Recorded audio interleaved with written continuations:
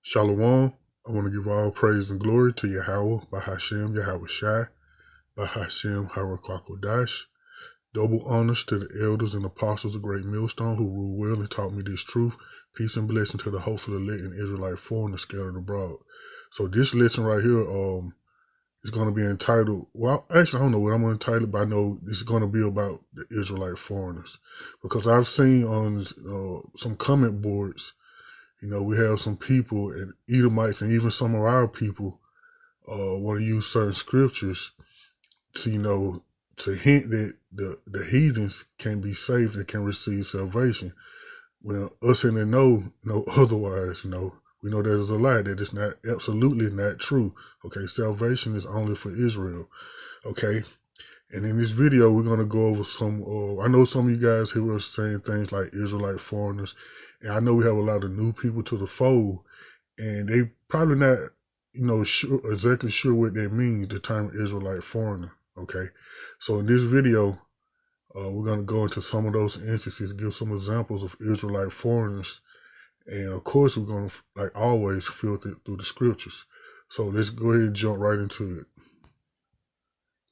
Okay, this Revelations, the 7th chapter, and it's talking about all the tribes that were with the 144,000. Okay, and out of each tribe sealed 12,000. But the scripture that people like to use to get the other nations up in there for salvation, mainly the Edomites, because for some reason our people are obsessed with saving the damn Edomites. Okay, they're obsessed with it. They come up and they take up for someone. That's the only group they're concerned about, Esau, Edom. Okay, they never ask about the Africans, the Chinese, whoever else. Okay, and you would think it would make more sense that they ask about the Africans, but their main concern is Esau, Edom. Okay, and this scripture right here is one that people like to run to say all nations can be saved, but we're going to break this down. This Revelation 79. After this I beheld, and lo, a great multitude which no man could number, of all nations. See, they get right there, see, of all nations. It means everybody can be saved, and they just yell and scream and act the fool, and they don't never want to sit and get understanding of the scriptures. Okay. After this I beheld, and lo, a great multitude which no man could number, of all nations and kindreds and people and tongues, stood before the throne and before the Lamb, talking about Yahweh, clothed with white robes and with songs in their hand. Okay, so they like to take that all nations and kindreds and people and all tongues stood before the throne. Okay, if you know anything, Israelite was scattered among all nations. Okay, that's part of the curses. Okay, it's James 1 and 1. James 1 and 1. Okay, let me highlight that. James 1 and 1. James, a servant of the Most High and of the Lord Yahweh Shai, to the 12 tribes which are scattered abroad, greetings. Okay, and that was one of the curses back in the book of Deuteronomy, that we would be scattered into all four corners of the world.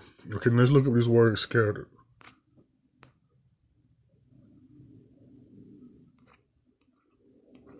Okay, or scattered mean diaspora, because some of us already know what that means. Okay, diaspora.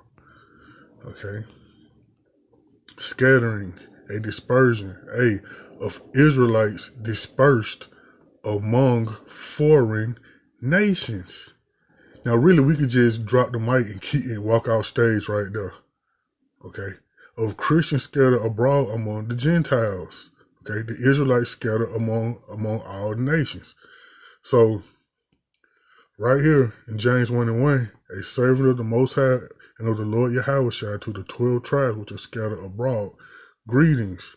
So back in Revelations 7 and 9, it would clearly tell you that those people that are scattered abroad among all nations are Israelites. Okay, But like I said, we could drop the mic and walk off stage right there. But we're not going to do that. We're going to go further into it. So James was saying greetings to the Israelites, and this why he was saying greetings to the Israelites scattered abroad. Like I said, it's part of the curses. In Deuteronomy, it's the curses that the Israelites would, from 15 to 68 of the 28th chapter of Deuteronomy, it's the curses which befell the Israelites for not keeping the commandments of the Most High. Okay. Well, let me go back up. I'm going to start at 45. Moreover, all these curses shall come upon thee, and shall pursue thee, and overtake thee, till thou be destroyed, because thou hearkenest not unto the voice of the Lord thy power, to keep his commandments and his statutes which he hath commanded thee. And they shall be upon thee for a sign and for a wonder, and upon thy seed forever. Okay, jump down to 64, and this one of them. Verse 64. And the Lord Yahweh shall scatter thee among all people, from one end of the earth even unto the other, and there thou shalt serve other gods which thou nor thy fathers have known, even wood and stone. So that's that scattering. When James said greeting to the 12 tribes that are scattered abroad, this is why he was greeting them, because the Most High scattered us into all nations in the four corners of the world to live among the heathen as a punishment. Okay? Now I'm going to go right now. Like I say, we could drop the mic and walk off stage with that. But now we're going to go into some examples of scattered Israelites. Okay, and we're going to see clearly that these curses are sticking to them. Like right here, verse 46, these curses are sticking to them, and they shall be upon thee for a sign and for a wonder, and upon thy seed forever. So even though our people being scattered to these other nations, they are still, under these curses, and it will show clearly for a sign. So let's check out some more stuff. Okay, now this is the people scattered in India, and they're known as the untouchables, okay? And these curses are cleaving to them for a sign and wonder, like the Most High would say they would, okay? This is from National Geographic. The title of this article is India's Untouchables Face Violence, Discrimination, okay? More than 160 million people in India are considered untouchable, people tainted by their birth into a caste system that deems them impure, less than human. And us here in America, the so-called Southern Kingdom, mainly considered 3/5 of a man, 3/5 of a human being. On these Edomite, this in these Edomite record books, aren't the so-called Native Americans, the Gadites, in the Constitution? Yeah, I think it's the Declaration of Constitution. I may be saying it wrong, but they're considered merciless Indian savages. Okay, it's the same thing. Okay, people tainted by their birth into a caste system that deems them impure, less than human. Human rights abuses against these people known as Dalits are legion. A random sampling of headlines in mainstream Indian newspapers tell their story. Dalit boy beaten to death for plucking flowers. Dalit tortured by cops for 3 days. Dalit witch paraded naked in Bihar. Dalit killed in lockup at Kurnool. 7 Dalits burned alive in Cash class. 5 Dalits lynched in Haryana. Dalit woman gang rape, paraded naked. Police egged on mob to lynch Dalits. Ain't it the same thing we go through here in America? Okay, killed by cops, lynched, and the police egged the mobs on. Okay, back when most of the lynching was taking place here in America, it's records that cops participated. The cops would let the mob come into the police station, take an innocent black person out of the jail cell, and torture and beat and hang them. They would make postcards and photos of each other of the lynching.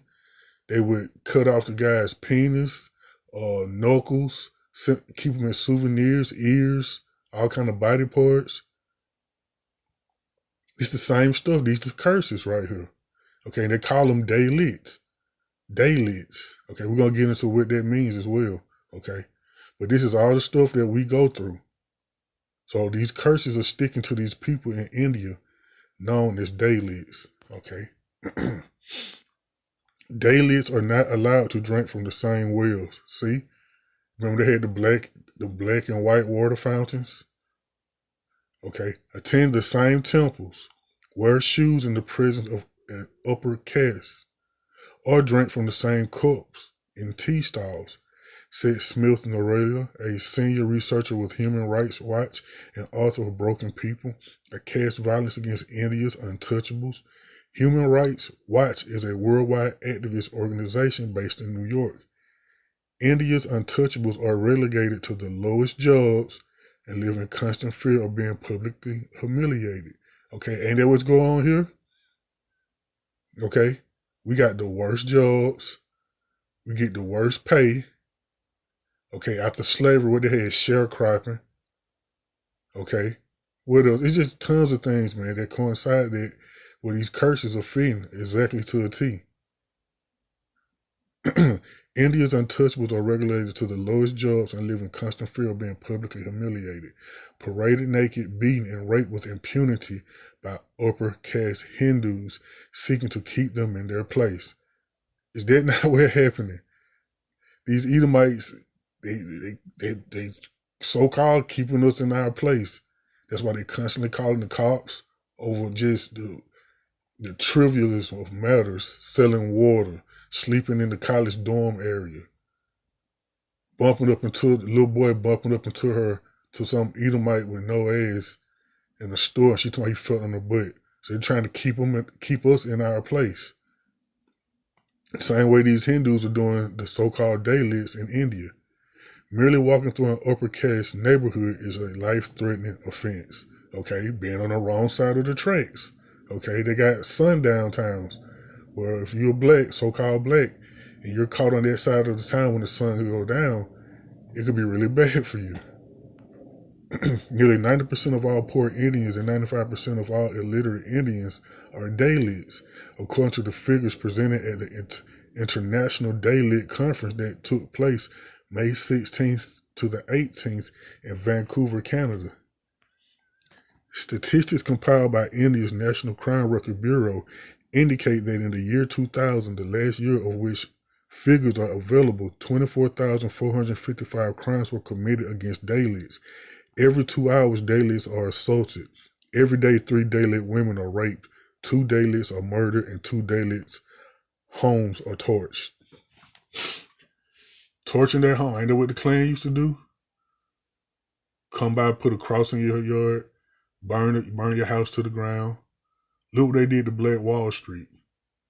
They were jealous of the prosperity that these so-called black people were having in this thriving community.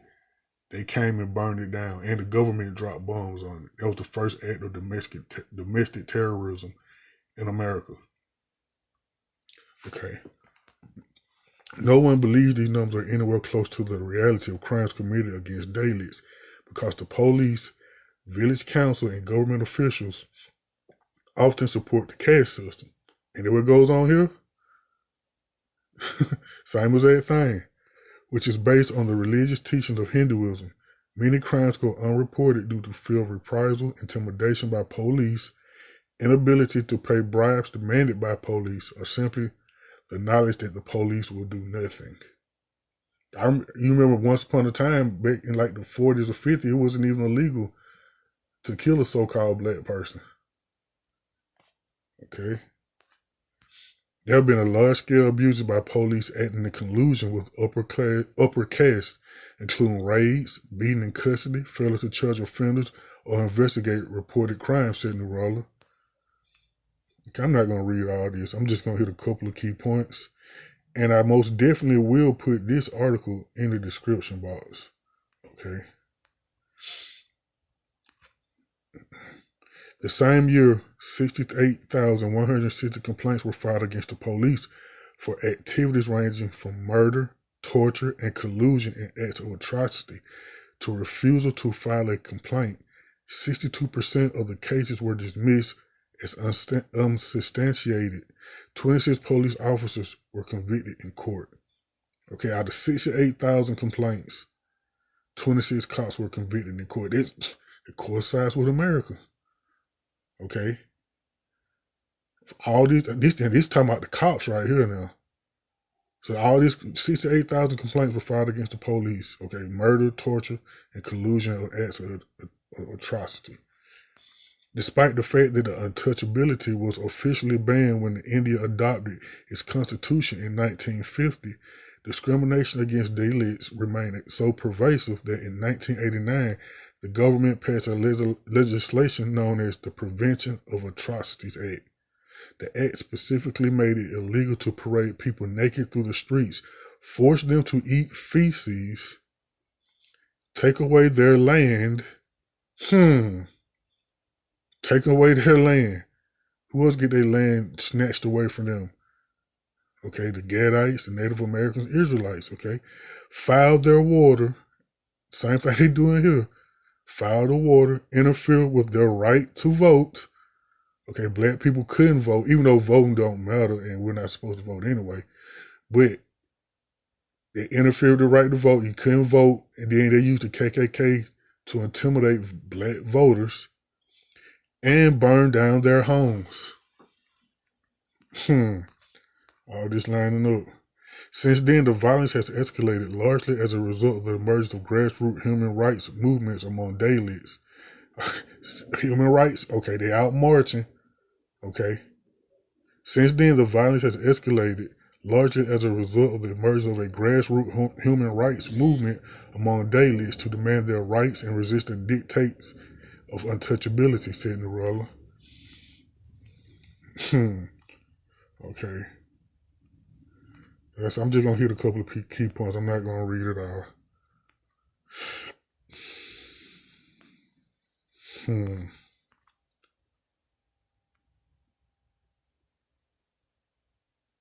Because they are considered impure from birth, untouchable perform jobs that are traditionally considered unclean or exceedingly menial, and for very little pay.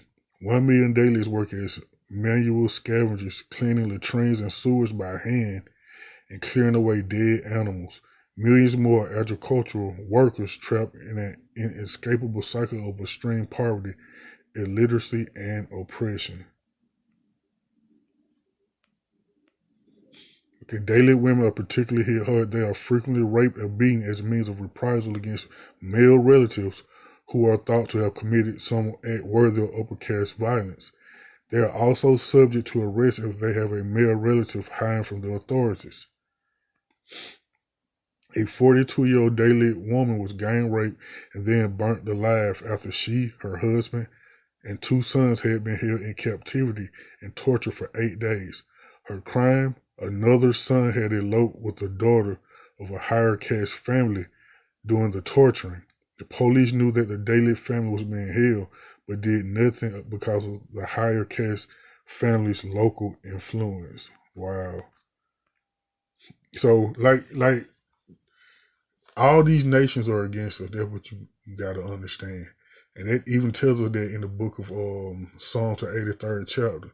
All these nations are against us, man. It's a spiritual thing, okay?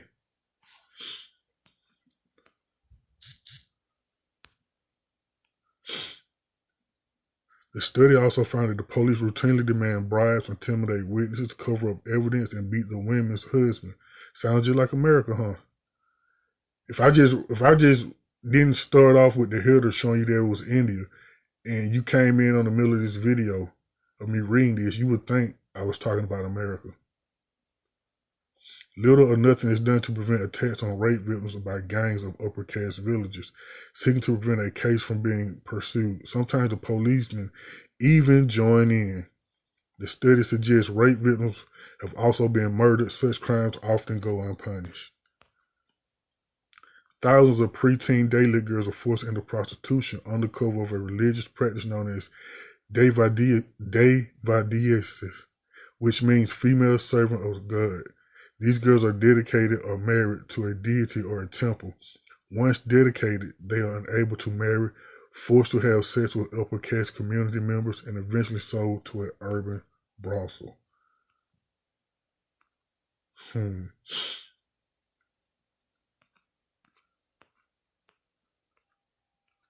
Okay, that's am I done? Well, that's the end of the article anyway. So I wasn't gonna read it up, but I basically read it all. Okay, so daily. Let's go look up this term daily.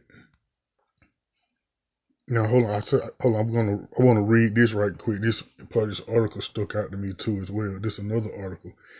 India's daily still fight untouchability, and this a doctor who was a daily, and he's going through. He's telling what he had to go through. I ain't gonna read all this. I just wanna. This part stuck out to me. As a glass flew across the room and straight into the wall, a dozen or so men stopped drinking their tea. Dr. Vinod Sankar threw money on the counter, enough for the tea he drank and the glass he had smashed, and walked out. Okay. Dr. Sankar's soft voice turns angry. He described the scene. For years, he says, he worked hard to leave behind his childhood of poverty, abuse at school, and teasing at university. By the time he had walked into the Rajasthan tea shop, he had turned his life into a success story. He had a PhD in law and a teaching position at the Delhi University. Yet, as the shop owner handed him his tea, he asked him what caste he belonged to. I am a daily, Dr. Shankar said. In that case, wash your glass when you are done, the shop owner said. He didn't want to touch whatever I had touched. I made it impure. I am an untouchable, says Dr. Shankar. Okay, so I wanted to read it as a point that even though this guy's a doctor and holds a so-called prestigious job at the university, he's still looked down upon. He probably made way more money than that guy working at that bar. And yet, he didn't want to touch nothing he touched. He told him he had to wash his own glass because he's a daily. So don't that sound like here? Okay, some people like, well, you know, I'm a doctor, I'm a lawyer, and they still get their ass handed to them by these cops, and they still can't receive justice from the justice system. So that what stuck out to me when I read this story, and that's why I wanted to read that little part of it. And this is the meaning of Dalit from Wikipedia. Dalit meaning brokered, scattered, and Sankar, a Hindu, is a term mostly used for the ethnic groups in India and Nepal that have been kept repressed, often termed backward caste. Okay. Dalits were excluded from the fourfold Varna system of the Hinduism and were seen as forming a fifth Varna, also known by the name Parshama. Dalits now profess various religious beliefs, including Hinduism. So, okay, the term Dalit was in use in translation by the British Raw Census classification of depressed classes prior to 1935. Okay, so basically a depressed class of people, that's what a Dalit is. Okay, now I want to play a video showing you more scattered Israelites, okay, showing you how our people are scattered into the four corners of the world, and these curses stick upon them because they're being treated horribly. They're being called bywords like such as Dalit, nigger, and whatever term they have for that country they're in to dehumanize them. So check out this video. It could be a village anywhere in Africa. Locals celebrating with their centuries-old music and dance. But Jambur is a million miles from the continent, and these apparent Africans are in fact Indians whose ancestors have lived here in Gujarat state for up to 1,000 years. Known as Siddhis, this tribe of African descent retains few links with its mysterious past. They know nothing of how or why their forefathers came here, but there is one thing that ties them to their unique heritage. In our musical performances, we are like one. We all have the same musical style. It's also the same when we dance. Music and physical features are the few clues that anthropologists have to trace the Siddhis. Some believe their forefathers were laborers from modern-day Kenya and Uganda who were brought to India on Arab slave ships between the 10th and 14th century. all the Arab traders or raiders, either way, had to bring lot of these slaves, and at convenient places they were given their freedom when the nearest landmass came. Anthropologists believe there are up to 15,000 Siddhis living along India's west coast. While they have adopted the local culture, most live in abject poverty, even compared to other Indians. Their reluctance to integrate with mainstream communities means they are often left out of development. We have a lot to worry about. People in other villages live happy lives, but our people are miserable. So we do worry. The government has given them special tribal status to guarantee Siddhis access to jobs and education. But life is still hard. They are still being called by their ancestral names, slaves. Black Iraqis who have lived for hundreds of years in the southern province of Basra say they are discriminated against. There are traditions in this society. People may say it doesn't exist, but we feel it. For example, when two people fight in the street, one is black and the other one is white. They say X had a fight with a slave. It really hurts. Sha'ban is a member of the movement for free Iraqis. He advocates for more rights for black Iraqis, like parliament representation and more jobs. He says there's a conspiracy against them. Why is there no black merchant or a senior black official in the state? We concluded that there's no place for the black in the Iraqi society or in the state. They live in poverty and on the margins of society, working in low-paid professions. Ariana Miyamoto says in her native land of Japan, most people see her as a foreigner. My appearance isn't Asian, but I think I'm very much Japanese on the inside. Miyamoto was born to a Japanese mother and an African-American sailor who left Japan when she was a child. In Japan, she's called a hafu, or half-Japanese. I don't think the equivalent word for hafu exists overseas, but in Japan, you need that word to explain who you are. In pictures from her childhood, with a friend, on the volleyball team, and in middle school, Miyamoto looks happy. But she says she was constantly bullied and called kurumbo, the Japanese equivalent of the N-word. I didn't cope at all. I didn't tell my parents or my friends. I was the type to just keep it inside me. After 2 years getting to know her dad in Arkansas, Miyamoto returned to Japan and dropped out of high school. Then one day, a close friend who was also mixed race killed himself, inspiring her to find a way to speak out for other hafus in Japan. At 20, Miyamoto became the first half-black Japanese woman to be named Miss Japan. Many cheered, but some Japanese complained that she didn't deserve the title.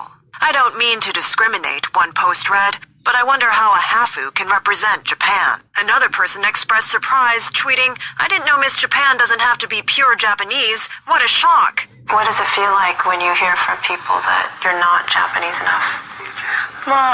I ran for Miss Japan expecting some criticism, so it wasn't such a big surprise for me. But of course, those kinds of comments don't make me feel good, so I try my best to turn... So as you can see, our people are scattered throughout the four corners of the earth, as the scripture says, prophesies what happened. And these curses are sticking to them as a sign, so you know who the Israelites are, okay? And this right here is the tennis star, the young tennis star, whose father is a so-called Haitian man, a black man, a Haitian man. She beat Serena, okay? Naomi Osaka faces skin bleaching jokes from racist Japanese comedians. So they're saying she's too dark and she's not Japanese. She wasn't Japanese, but when she won the title, then she became Japanese all of a sudden, saying, a Japanese-born tennis player has won the Grand Slam, or whatever the title she won. When she came and said, no, I'm half Haitian too, okay? So just showing you that these nations are against us, man, wherever we're at, man, these nations are totally against us, and they come, like Psalm 83rd chapter say, they don't want a accord to keep us from being a nation.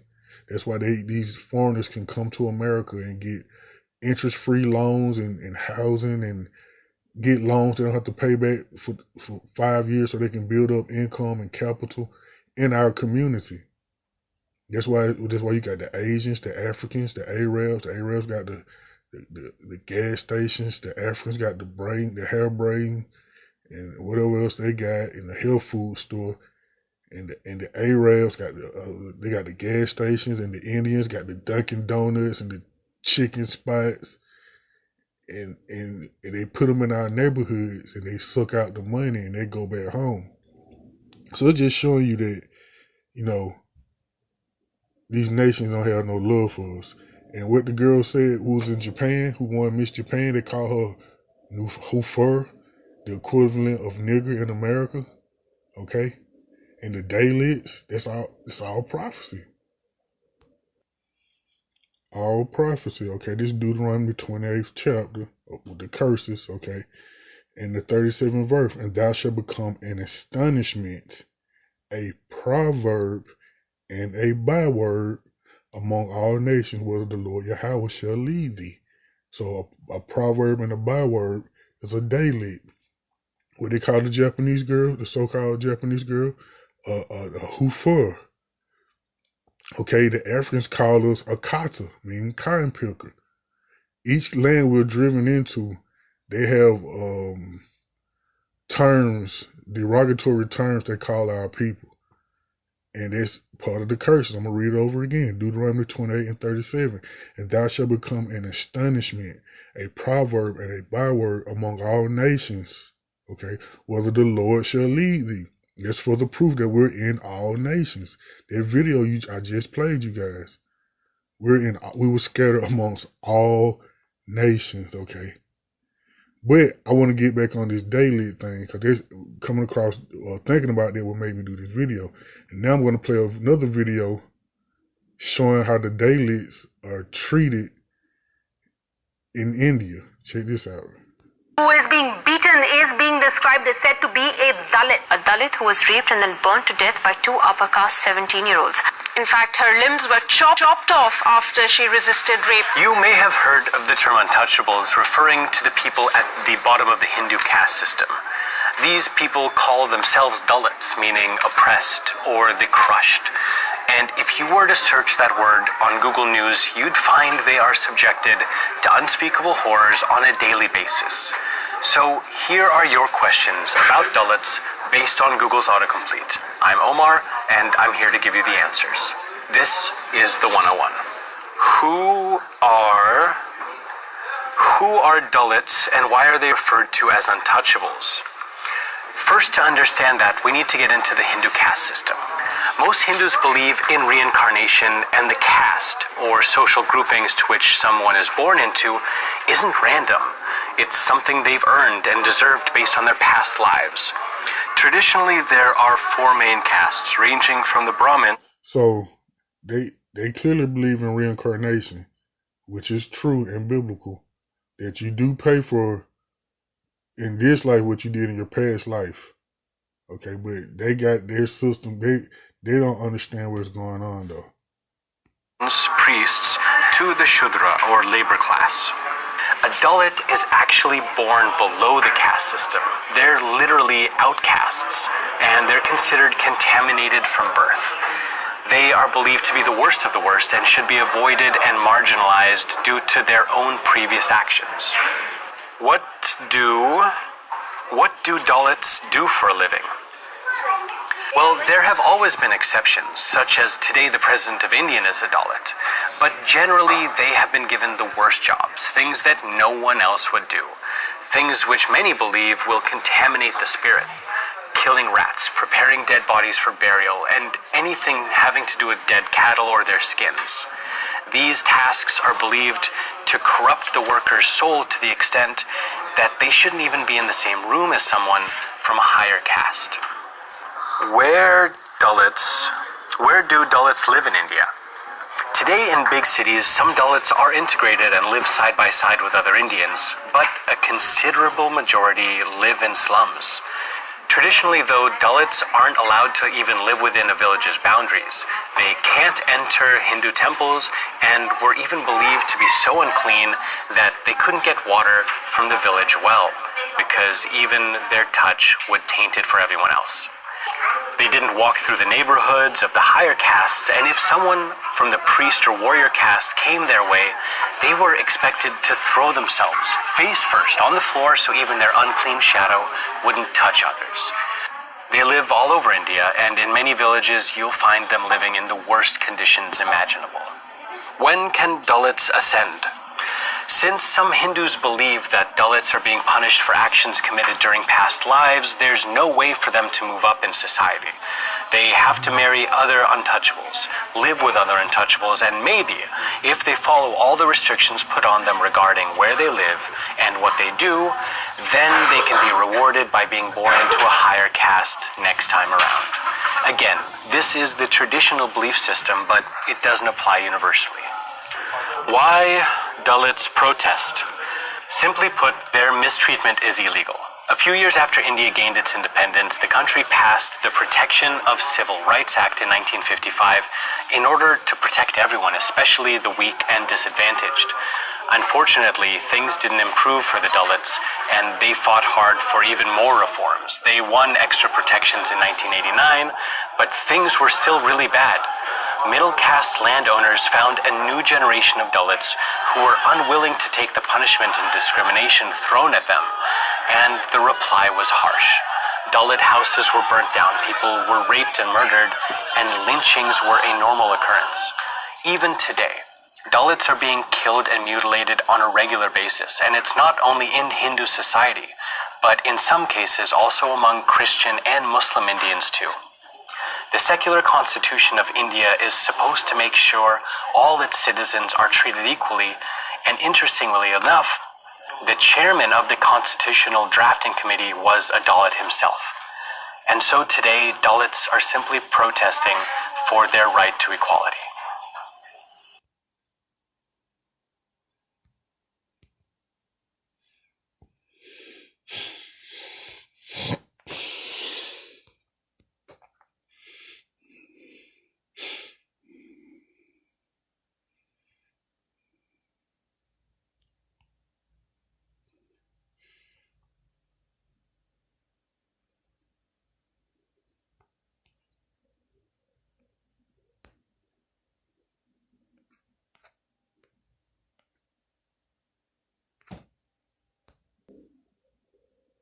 Now, don't that sound like what's going on here in America?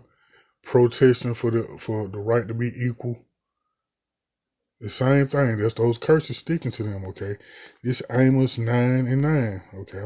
Okay, for lo, I will command and I will sift the house of Israel among all nations, like as corn is sifted in a sieve, yet shall not one grain fall upon the earth. So the Most High is going to sift all his people out of these nations was he driven us to by the curses, okay? I'm going to read that over again. For lo, I will command and I will sift the house of Israel among all nations, like corn is sifted in a sieve, yet shall not the least grain fall upon the earth. So all our people going to, basically mean all our people going to be brought back from among these heathens. Okay? He's going to sift the house of Israel from among all nations. So, matter of fact, let's look at even though it's clear as day, I want to pull up a definition of sift though. Okay, this is the definition of sift. Okay. We're going to go to the second definition. Okay. Well, we read 1, 2. A fine loose powder substance through a sieve as to remove lumps or large particles. Okay, 2. Examine something thoroughly so as to isolate that which is most important or useful. An act of sifting something, especially so as to isolate that which is most important or useful. So the Most High is going to sift his people. I'm going to read it over again too.